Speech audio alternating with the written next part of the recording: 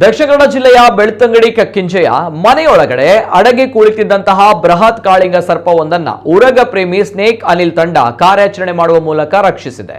ಬೆಳ್ತಂಗಡಿಯ ಕಕ್ಕಿಂಜೆಯ ಸೋಮಶೇಖರ್ ನಿವಾಸದಲ್ಲಿ ಬೃಹತ್ ಕಾಳಿಂಗ ಪತ್ತೆಯಾಗಿದ್ದು ಕೂಡಲೇ ಅನಿಲ್ಗೆ ಕರೆ ಮಾಡಲಾಗಿತ್ತು. ಅವರು ಬಂದು ಹಿಡಿಯಲು ಮುಂದಾದಾಗ ರಕ್ಷಿಸಲು ಬಂದವರ ಮೇಲೆಯೇ ಅಟ್ಯಾಕ್ ಮಾಡಲು ಬಂದಂತಹ ಕಾಳಿಂಗನನ್ನ ಕಂಡು ಮನೆ ಮಂದಿ ಭಯಭೀತರಾಗಿದ್ರು. ಬಳಿಕ ಅವರು ಭಾರಿ ಪ್ರಯಾಸದಿಂದ ಅದನ್ನ ಸೆರೆ ಹಿಡಿದು ಕಾಡಿಗೆ ಬಿಟ್ಟಿದ್ದಾರೆ. ಅಲ್ಲ ಬಿಡ್ತೀರಾ?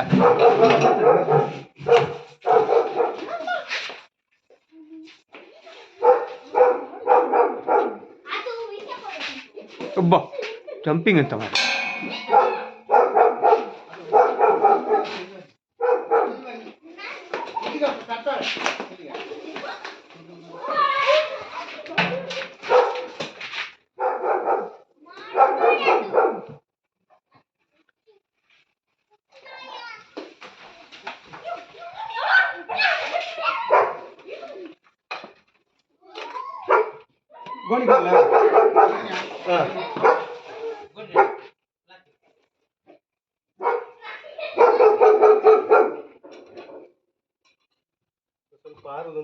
ಅಲ್ಲ ಇವತ್ತು ಸ್ವಲ್ಪ ಹಾರ್ತದೆ ನೋಡಿ.